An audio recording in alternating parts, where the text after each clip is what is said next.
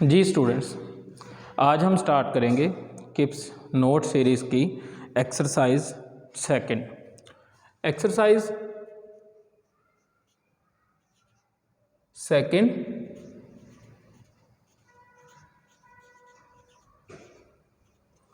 Correction के। तो बेटे इसके अंदर हमारे पास जो फर्स्ट MCQs है वो है all the passengers must show his ticket. अब इसका मैं करेक्ट आंसर लिखूंगा। करेक्ट आंसर होगा all the passengers must show their tickets. All the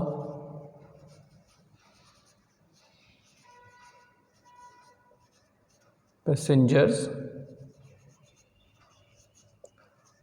must show their tickets। Beta right option है इसकी। जी, अब हम बात करेंगे कि बीटा राइट ऑप्शन कैसे है और कौन कौन सी मिस्टेक्स इसमें होती हैं। तो बेटे इसमें जो पहली मिस्टेक होती है वो है ऑल की। ऑल जो है वो कई तरीक़ों से इस्तेमाल होता है, जिसमें ऑल को किस तरीके से यूज़ करना है उस पर मैं बात करता हूँ। सबसे पहले कि बेटे ऑल जो है अगर अकेला ही हो, यानी अकेला ही सब्जेक्ट के तौर पर इस्तेमाल हो, तो हम इसको यूँ यूज़ करते हैं कि इसके बाद सिंगुलर वर्ब लगाते हैं। For example all is well. पढ़ा हुआ है, सुना हुआ है आपने। इसी तरीके से फर्स्ट ईयर में आप एक लेसन पढ़कर आए हैं, ऑल इज नॉट लॉस्ट। इसमें भी हमारे पास देखें क्या यूज़ हुआ, इज। जी, तो अगर तो ऑल खुद अकेला यूज़ हो तो सिंगुलर यूज़ होगा, लेकिन अगर ऑल जो है उसके साथ कोई नाउन आ जाए, फॉर एग्ज़ाम्पल यहाँ हमारे पास है ऑल द पैसेंजर्स, तो अब पैसेंजर्स सिंगुलर है या प्लूरल है? शाबाश, प्लूरल है। अब ऑल द पैसेंजर्स, अब इस केस में इसके बाद प्लूरल वर्ब आना होता है, जैसे all the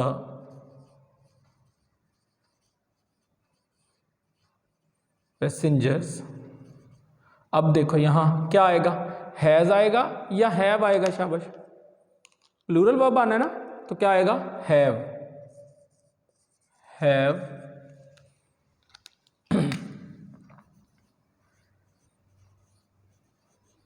bought their tickets।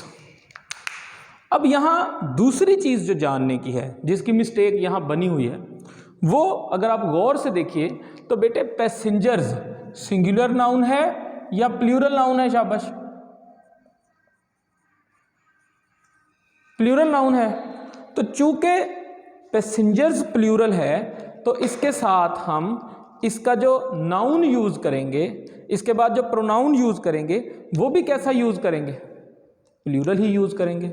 जैसा कि आप देखें जो मिस्टेक दी हुई है उसमें देयर की जगह हिज लिखा हुआ है। क्या लिखा हुआ है? हिज। तो एग्रीमेंट जैसे देखो नाउन प्लूरल तो वर्ब भी कैसा? प्लूरल। यूं ही अगर नाउन प्लूरल तो उसका प्रोनाउन भी कैसा होगा?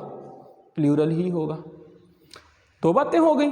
फिर उसके बाद अगर प्लूरल क्वालिफायर है, यानी यहां हमने देयर लगाया है, क्या लगाया है? देयर। तो देयर के बाद आगे वाला नाउन सिंगुलर होगा प्लूरल होगा? टिकट्स किसको क्वालिफाई करा है? पैसेंजर्स को, तो वो भी प्लूरल होगा। तो ये हमारे पास all the passengers must show their tickets. Clear हो गया बेटे? नेक्स्ट है हमारे पास I, you and he will succeed in getting good jobs। ये हमारे पास प्रोनाउन के ऑर्डर की बात है। मैं इसकी आंसर लिखता हूं, फिर उसके बाद आपको समझाऊंगा। You,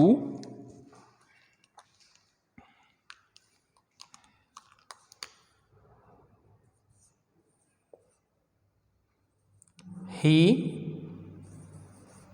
and I। You, he and I will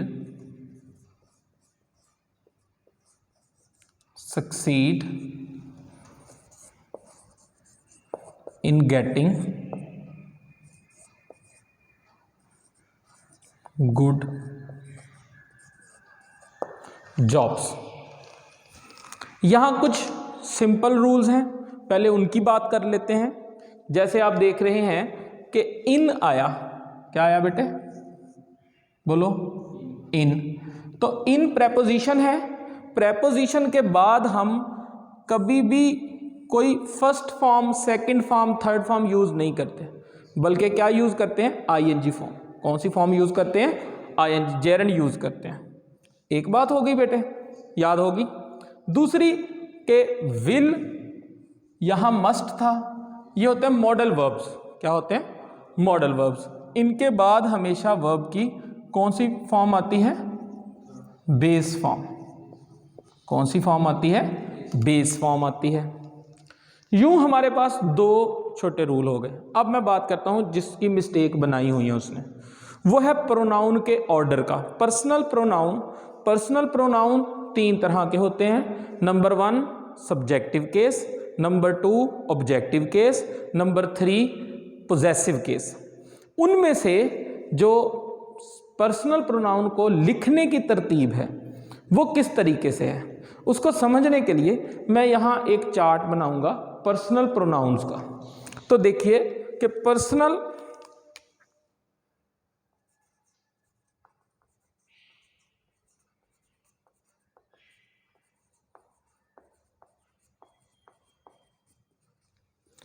pronounce, personal pronouns कितनी तरह के हैं, शाबाश, कितनी तरह के हैं,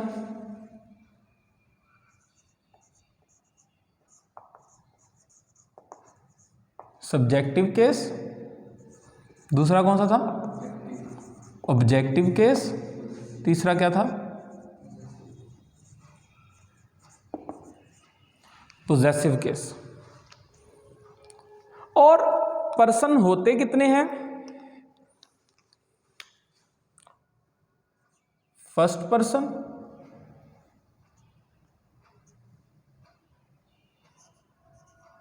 second person, third person. First person, second person और थर्ड पर्सन। अब इनमें हमारे पास कौन कौन से हैं, सिंगुलर भी होगा, प्लूरल भी होगा। पहले हम बात करते हैं जो सिंगुलर भी है, प्लूरल भी है, वो है हमारे पास यू। यू, यू सिंगुलर भी है और प्लूरल भी यू ही होता है। और यू का ऑब्जेक्टिव केस भी यू ही है, और यू का पोजेसिव केस योर्स होता है। क्लियर। अब उसके बाद बाकियों की देखते हैं बात। जैसे हमारे पास फर्स्ट पर्सन है, तो फर्स्ट पर्सन में सिंगुलर में क्या होगा, आई, प्लूरल में क्या होगा, वी। इसका ऑब्जेक्टिव केस क्या होगा, शाबाश, मी। और वी का क्या होगा, अस। इसी तरीके से पोजेसिव केस, तो पोजेसिव केस क्या होगा, माइन। और ऑब्जेक्टिव केस ऑफ वी क्या होगा, आवर्स। तीसरा है हमारे पास थर्ड पर्सन, तो थर्ड पर्सन होता है सिंगुलर में ही, शी, इट, और प्लूरल में दे। इसी तरीके से ऑब्जेक्टिव केस में हिम, हर और इट। और प्लूरल में क्या होगा शाबाश? देम। पोजेसिव में देखते हैं, पोजेसिव में हमारे पास होगा हिज, हर्ज, इट्स और देयर्स।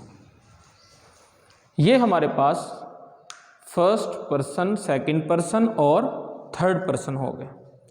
अब इनके ऑर्डर क्या होंगे, किस तरतीब से इन्हें लिखना है? जैसे आप देखो यहां हमारे पास यू भी है, ही भी है और आई भी है, तो अब इन्हें किस तरतीब से लिखना है? तो उस तरतीब के लिए आपको 2 नंबर याद करना पड़ेंगे। वो 2 नंबर हैं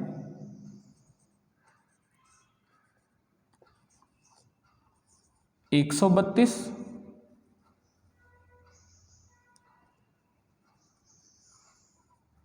और 231। 132 का मतलब है, देखो अगर हमने कोई उल्टा काम किया हो तो कैसे करते हैं हम कि इसने, उसने और मैंने, ये उल्टा काम बताने के लिए होता है। और कोई अच्छा काम बताना हो तो कैसे बताते हैं? मैंने, उसने और इसने। तो इसी को उलटना है असल में, जो बेसिक ह्यूमन इंस्टिंक्ट है उसके उलट बात करनी है हमने। तो याद करने का तरीका क्या है कि थर्ड पर्सन हमेशा दरमियान में होगा। थर्ड पर्सन हमेशा, जैसे आप कहते हो तुम्हारे और मेरे दरमियान में कोई तीसरा क्यों आए, तो तीसरा हमेशा कहाँ आता है? दरमियान में। याद हो गया?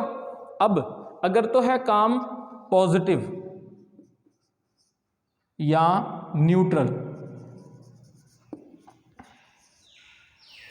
तो सेकंड पर्सन पहले आएगा और फर्स्ट पर्सन एंड पे आएगा। और अगर काम है नेगेटिव तो फिर क्या होगा? फिर फर्स्ट पर्सन पहले आएगा और सेकंड पर्सन एंड पर आएगा। पॉजिटिव में सेकंड पर्सन पहले और नेगेटिव में फर्स्ट पर्सन पहले। अब देखिए जैसे यहां है कि यू, ही एंड आई, तो थर्ड पर्सन है ना ही, तो थर्ड पर्सन कहां आएगा शाबाश? दरमियान में। दरमियान में आ गया। अब उसके बाद फर्स्ट पर्सन ने, अब ये काम कैसा है? Will succeed in getting good jobs, neutral बात है। तो न्यूट्रल बात को कैसे करना है हमने कि यू को पहले रखना है, यानी सेकंड पर्सन को,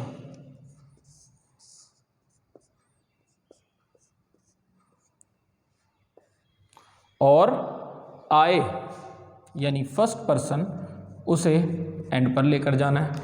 तो इसकी राइट ऑप्शन होगी चार्ली। भाई समझ गए? नेक्स्ट है हमारे पास third, his business partner is very clever.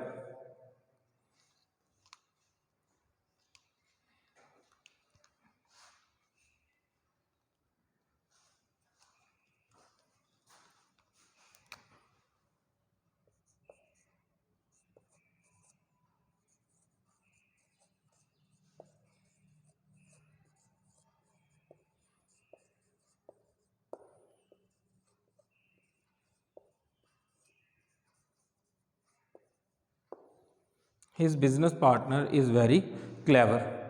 अब मेरे बेटे इसको अगर आप गौर से देखो तो यहां रूल क्या इस्तेमाल हो रहा है? रूल इस्तेमाल ये हो रहा है कि हमारे पास वेरी और मच, क्या शाबाश? वेरी और मच हम यूज करते हैं। किस किस को शाबाश? वेरी और मच।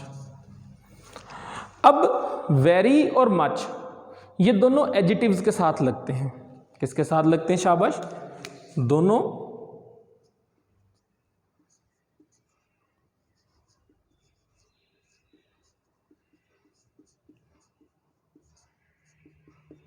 एडजेक्टिव के साथ। अब यहां जानने की, समझने की बात यह है कि एडजेक्टिव की कितनी डिग्रीज होती हैं? 3। तीनों डिग्रीज में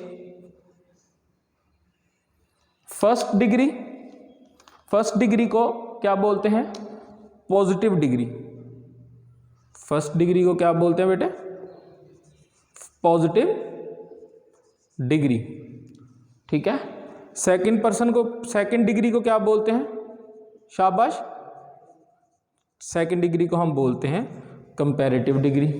और थर्ड डिग्री जो होती है उसे हम बोलते हैं सुपरलेटिव डिग्री। यहाँ जो चीज़ आपने याद रखनी है वो असल में है कि वेरी कब लगेगा और मच कब लगेगा।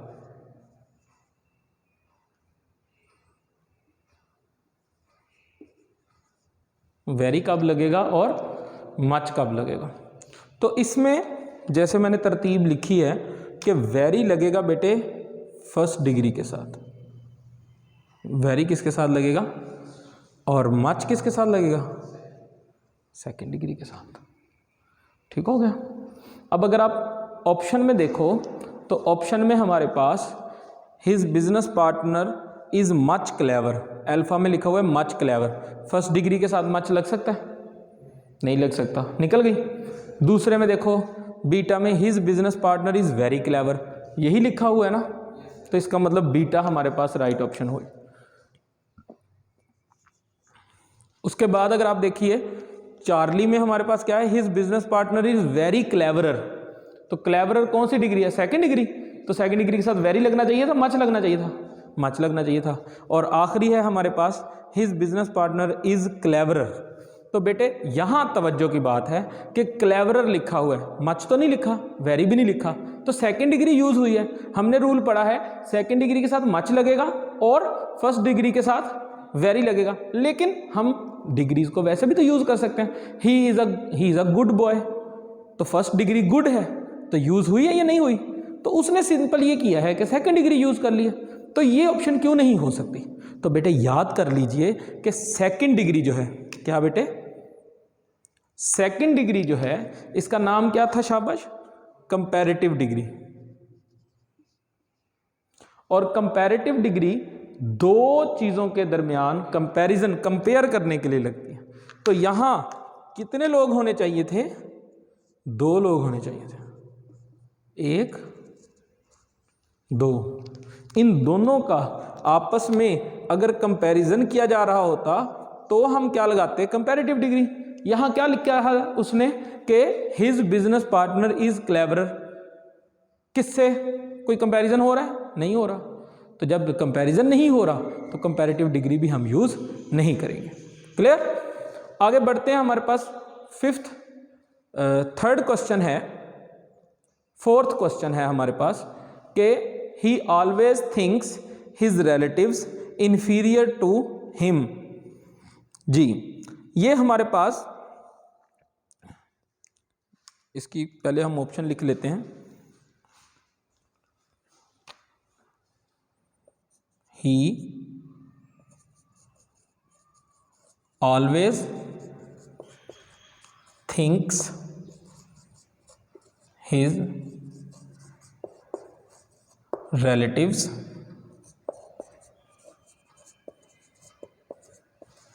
inferior to him। Alpha option he right है।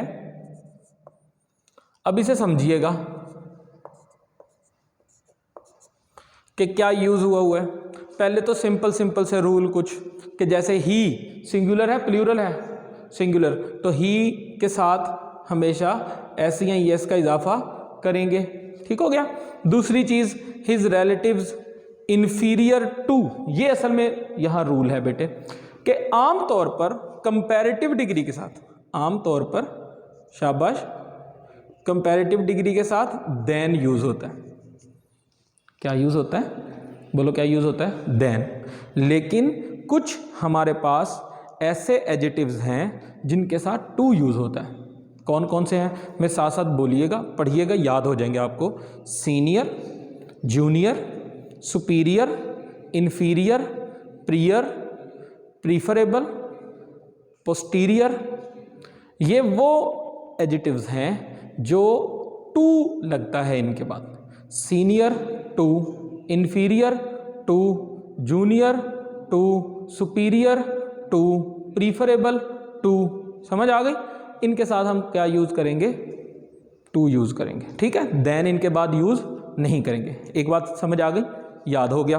तो यहाँ इन्फीरियर इस्तेमाल हुआ है, तो इन्फीरियर के बाद हमने क्या लगाना है? शाबाश, टू लगाना है।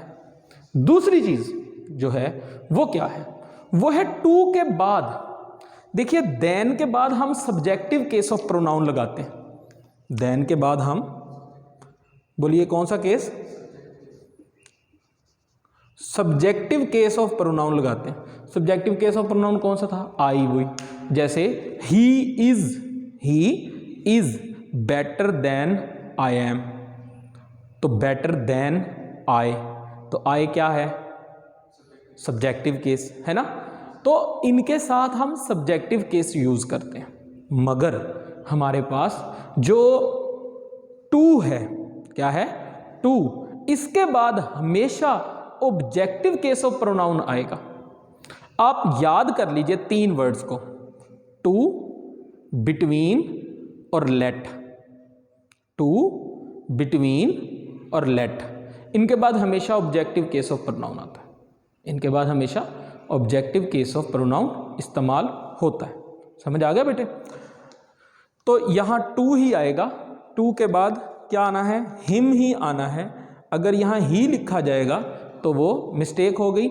जैसे आप देखिए कि बीटा ऑप्शन में लिखा हुआ है ही always thinks his relatives inferior than him, तो इन्फीरियर के साथ क्या आना था?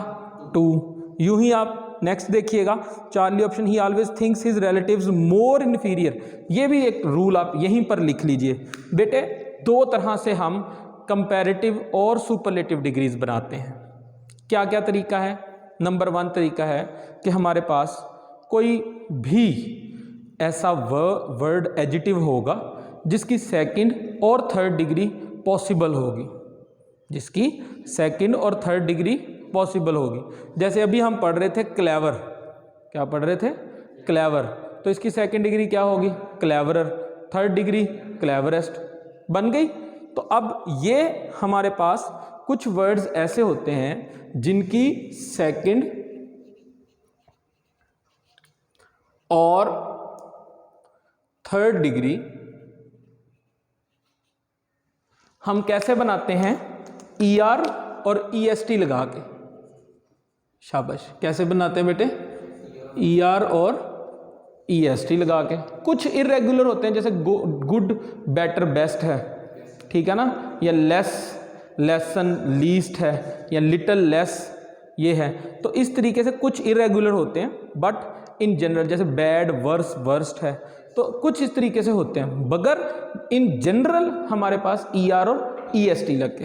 अब अगर ER और EST लग के ना बन रहा हो, ठीक है, जैसे कोई वर्ड ले लेते हैं हम, ब्यूटीफुल, क्या वर्ड है? ब्यूटीफुल। अब इसका ब्यूटीफुलर, ब्यूटीफुलेस्ट नहीं होगा, तो ER EST लग के नहीं बना। तो अब क्या तरीका होगा? तो तरीका होगा हम इसके साथ सेकंड डिग्री और थर्ड डिग्री बनाएंगे, मोर या मोस्ट लगा के। लेकिन अब इसको हम आपस में इंटरलिंक नहीं करेंगे कि जिसकी ER और EST लग के बनी उसके साथ मोर या मोस्ट नहीं लगाएंगे, और जिसकी मोर या मोस्ट लग के बनी उसके साथ ER और EST नहीं लगाएंगे। जैसे for example clever, cleverer, cleverest था, तो इसको हम यूं नहीं करेंगे मोर क्लेवरर या मोस्ट क्लेवरेस्ट, गलत हो जाएगा। इसी तरीके से अगर हमने यूं सेकंड डिग्री बनाई मोर और मोस्ट ब्यूटीफुल, तो beautiful, more beautiful, most beautiful. समझ आ गया? अब इन्फीरियर और सुपीरियर मैंने बताया है ही क्या? Second degrees, comparative degrees. तो जब है ही सेकंड डिग्री तो क्या उनके साथ लग सकता है ER EST, या मोर या मोस्ट लग ही नहीं सकता। ER लगा हुआ है ना, तो मोर या मोस्ट नहीं लगेगा। समझ आ गया? तो ये भी ऑप्शन नहीं होगी। इसी तरीके से डेल्टा ऑप्शन है he thinks, always thinks his relatives inferior to than he, वो दोनों चीज़ें गलत हो गई, टू और देन इकट्ठे नहीं लगाने। क्लियर। नेक्स्ट है हमारे पास पांचवा है हमारे पास ही this is the most unique dog in our street. This is the most unique dog. इसकी राइट ऑप्शन होगी हमारे पास this is a unique dog in our street. यहां लिख रहा हूं this is a unique dog in our street. बेटे इसमें पहली चीज जो समझने की है वो है यूनिक को। कुछ हमारे पास एडजेक्टिव्स होते हैं जैसे यूनिक है, क्या है शाबाश, यूनिक है। इसी तरीके से आइडियल है, परफेक्ट है, कंप्लीट है, डिफरेंट है। ठीक है, यूनिक है या आइडियल है,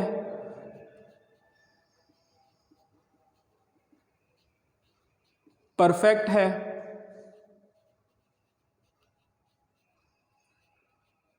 कंप्लीट है।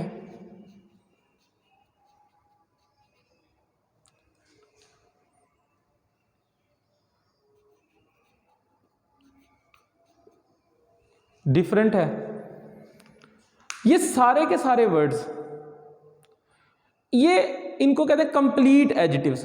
क्या बोलते हैं? इनके साथ इनको हम ग्रेड कर ही नहीं सकते होते, ग्रेडेबल, ये नॉन ग्रेडेबल होते। मतलब नॉन ग्रेडेबल का क्या है कि इनकी सेकंड या थर्ड डिग्री बनती ही नहीं है। ना इनके साथ मोर या मोस्ट लगता है, ना इनकी सेकंड और थर्ड डिग्री बनती है। ठीक है, ना इनके साथ शाबाश मोर और मोस्ट लगता है और ना इनके साथ ER या EST लगता है। तो ये ऑलरेडी कंप्लीट है, इनको ग्रेड हमने नहीं करना है। तो चूंकि हमने इनको ग्रेड नहीं करना तो मोर यूनिक या मोस्ट यूनिक नहीं होगा, मोर परफेक्ट मोस्ट परफेक्ट नहीं होगा, मोर डिफरेंट मोस्ट डिफरेंट नहीं होगा। समझ आ गई? दूसरी बात यहां जो याद रखनी है वो क्या है, वो है use of article. Use of article कैसे? यूज ऑफ आर्टिकल में देखें, गौर कीजिएगा, यहां हमारे पास यूनिक हो गया एडजेक्टिव और डॉग क्या है? नाउन है या नहीं है? अगर कोई सिंगुलर काउंटेबल नाउन आए, क्या है? सिंगुलर काउंटेबल नाउन, उससे पहले कोई एडजेक्टिव लगा हो, एक एडजेक्टिव लगा हो या करोड़ लगे हो, कितने भी लगे हो, ठीक है, लेकिन नाउन कैसा हो? Singular countable. ठीक है, तो उससे पहले इंडेफिनेट आर्टिकल लाजमी आएगा। इंडेफिनेट आर्टिकल कौन सा होता है? ए या एन। आपने ये बहुत दफा पढ़ा हुआ रूल है, जैसे ही इज अ गुड टीचर। तो क्या हुआ? शाबाश, टीचर क्या है? Singular countable noun. गुड क्या है? तो ए क्या हुआ? समझ आ गया आपको? तो ये हमारे पास इसमें राइट ऑप्शन होगी चार्ली। ये हमारे पास 5 सेंटेंसेस कंप्लीट हो गए हैं। इसमें अगर कोई कन्फ्यूजन हो तो आप पूछ सकते हैं।